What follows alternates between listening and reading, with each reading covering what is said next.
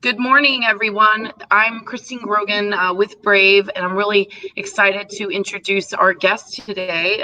About a week ago, we had Jen Reynolds on as a patient survivor and also the founder of the Pink Warrior Advocate in San Antonio.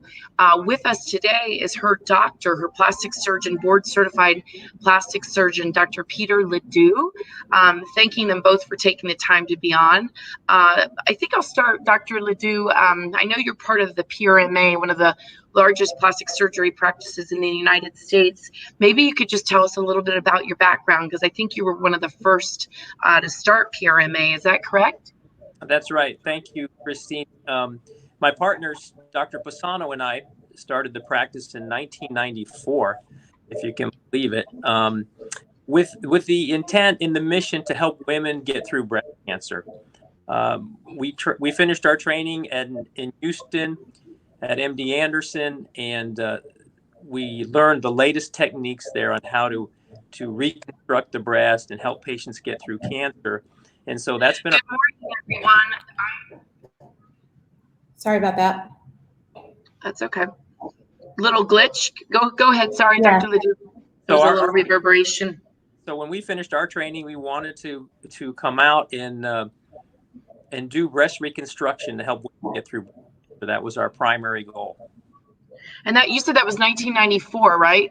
Yes, we just had our 25th anniversary. Wow. Yeah, because the Breast Cancer Act came out 4 years later, so you were actually ahead of your time. Yep. That's wonderful. Good. We've been able to lots of women, and really we like to just help women get through breast cancer so they can go on with the rest of their life and have it just be a memory. That's wonderful, getting to the other side of it, Dr. Ledoux. And I think that's sort of what Brave is about. Brave came out from my work. I worked in the industry many years and found that a lot of women couldn't find, they didn't even know about the Breast Cancer Act, right? That says you should at least have the option of breast reconstruction. So what we try to do is enable women when they get diagnosed to find a board certified plastic surgeon to find out what their restoration options are. And by no means are we forcing reconstruction. Obviously, if a woman doesn't want it, she wants her mastectomy or prosthetic or whatever that is for that person, restoration, that's our job. But I'd love to maybe talk about your relationship with Jen. Jen started this nonprofit that we can actually send the link out, Jen, because I know you have a silent auction going on. But Jennifer, maybe tell us a little bit about when you were diagnosed and how did you find PRMA and Dr. Ledoux? So it's actually a really long story that I'm going to kind of give you the Cliff's Notes version on. But when I was finally diagnosed back in November of 2013, I was next door over at the Women's Center, the OBGYN next door to PRMA. And when the doctor had diagnosed me, he had actually said, you know, you have breast cancer. And I said, is it breast cancer or is it pre-cancer? And he's like, no, it's breast cancer. And in his next sentence, he had said, there's a great plastic surgeon next door. And I'm like, whoa, wait a minute. Like, I just got diagnosed with breast cancer, and now we're talking about reconstruction and, you know, the reconstruction next door. And I was like, I'm not ready. I don't even know what's happening. So it was kind of a whirlwind from there. And I got in touch with Dr. Rosenthal, who they referred me to as my general surgeon. And he then referred me over to Dr. Amy Lang, who then, when the process kept going through, she had said, I'm going to send you over to PRMA. I want you to see Dr. Ledoux. He's the best. I recommend him. I really think he would be great for you. And so, you know, obviously I hadn't really met with him until I got into the phase of reconstruction. So I did my chemotherapy first, and then I did my double mastectomy, which prior to my double mastectomy, I did meet Dr. Ledoux at that point. And I can tell you that when I met him and his staff, immediately I knew that I was in the right hands. I knew it was exactly where I wanted to be. I didn't have to get a second opinion. And I'm not steering people away from getting a second opinion. I think that's, you do what you feels right for you. But for me, what felt right for me was exactly where I was with Dr. Rosenthal and Dr. Ledoux. So that's kind of how I fell into their arms. And throughout the entire process, from mastectomy to having my expanders placed, to filling my expanders, to finally, I think it was about 3 months from my mastectomy to my final reconstruction. It was a seamless process. And I mean, I feel incredibly grateful for how, I guess I could say, easy it was given the situation that I was in with breast cancer and with reconstruction and accepting the loss of my breasts and going through that whole process. Between Dr. Rosenthal and PRMA and Dr. Ledoux, it was, I mean, I have zero complaints.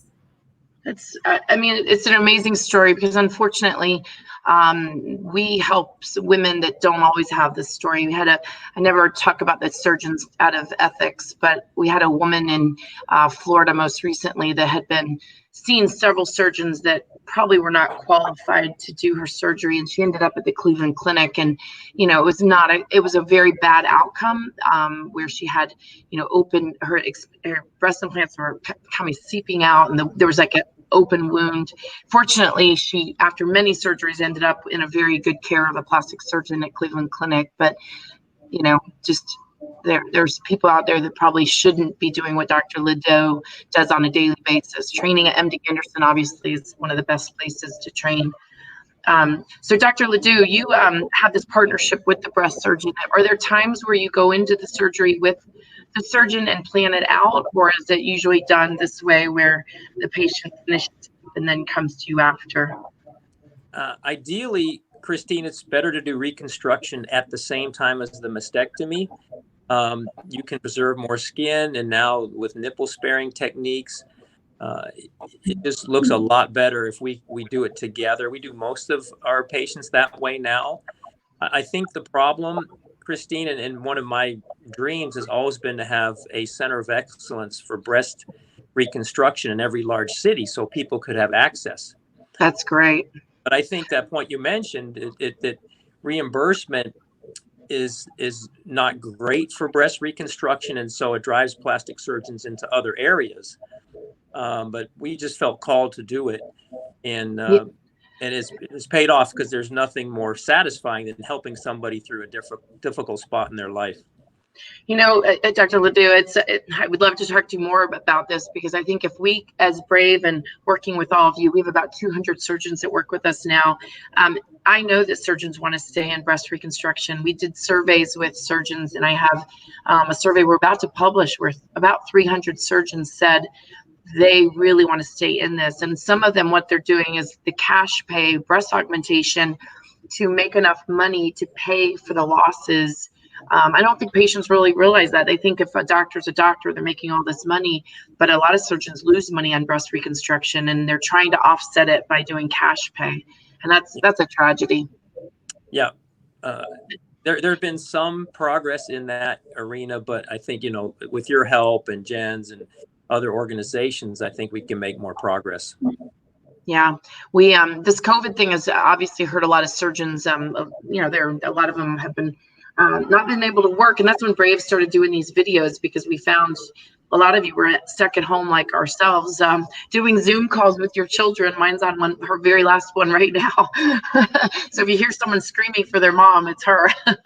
But during COVID, we've found an opportunity to talk to surgeons about these elective procedures and really try to focus the awareness on breast reconstruction. So Jen, next steps for you. I know you started this nonprofit. What can we do to help you, Jen? Well, I guess, with everything that's going on, everything is kind of we've been trying to get creative in our fundraising efforts. So, and I'll talk about that in a second, but ultimately where I've gone is with my nonprofit, with Pink Warrior Advocates. If something were to happen and we couldn't provide the level of financial assistance and grants that we provide, that to me is what sets us apart, because we are such a small organization. When you think about in terms of other large organizations, we're small, but we give back a lot of money a month. We were doing $10,000 a month in financial aid among everything else that we do with our mastectomy kits and our chemo kits. But we've taken that back a little bit, just because we don't know what's going to happen. So we want to be able to extend those financial grants for a longer period of time versus giving a larger amount and then being out of money in 6 months. So we've taken it back to $5,000, which is still a very large amount for such a small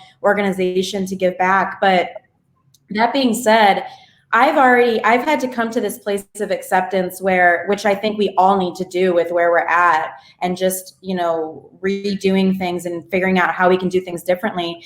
And I'm at peace with knowing that if we were to lose our incoming funds, we're always going to be able to provide that emotional support that we provide. And that emotional support that we provide, the largest part of that, well, there's two, but it ultimately comes back down to the emotional effect that the surgery that we has on us from a physical standpoint.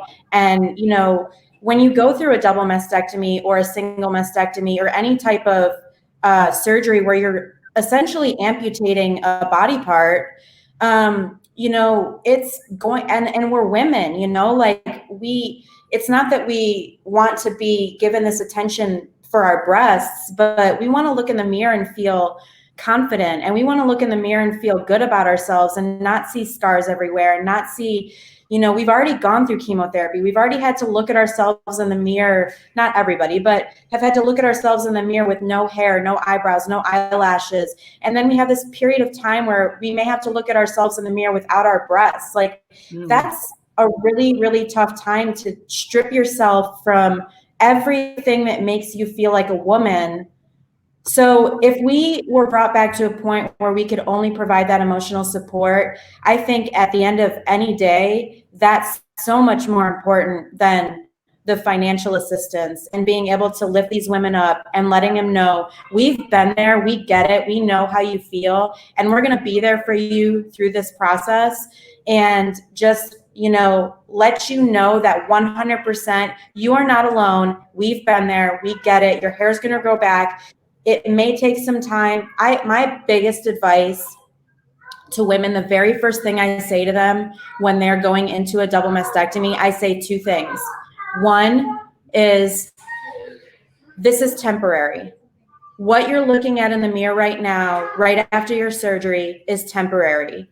Focus on what the end result is going to be at that time, not what you're looking at right now. Focus on that. And two, my biggest thing is that when you get your double mastectomy and you get this surgery, that is the end to the cancer. It is leaving your body. Hold on. Sorry. World. Right? But yeah, that is the cancer leaving your body, is that surgery. And that's the biggest, the most positive message I can give you, is that's it. The cancer's going away and we're moving forward, and you're going to get there and you're going to feel beautiful and all that. And, just going back to Dr. Ledoux real quick, I can't be more happy with physically how I look. And we didn't do nipple sparing, but we did spare my areola because I do have the BRCA2. So we were able to save my areola, and I do have a little scar that goes across the center, but I know that's kind of changed over time since I've had my surgery, but I don't even see those scars personally. I feel great about my reconstruction. I don't look in the mirror and feel insecure about it. So I really do have Dr. Ledoux, and I don't want to not mention his staff too, because they were great. Sure. Yeah, the front end, the admin side, the nurses, all of them. So I could praise them all day for giving me my life back after cancer. It's such a great story, Dr. Ledoux. Sorry, go ahead. That's what we live to do, is to get women through it. And Jen's right. I think the emotional support is key, and having her and her team and helping other people through it since they've been through it is so important. So thank you, Jen, for all you do. Yeah, of course. We love it. Beautiful. This is obviously this interview is just no planned questions. It just naturally has come out. But Dr. Ledoux, what if a woman's watching right now that just was diagnosed, what would be your advice to her? Well, if she could get plugged into a good breast team, like Jen mentioned, with an oncologist, a general surgeon, or an oncologic surgeon, and a good plastic surgeon, and coordinate care from the beginning and do reconstruction immediately, studies have shown over and over that women do better. Yeah. Have the reconstruction right away. They wake up with a breast, they feel more positive, and it just goes better for them. So that would be my thing. And that's why I would love to have a center of excellence for breast cancer in every city in the country, so people could have access to that.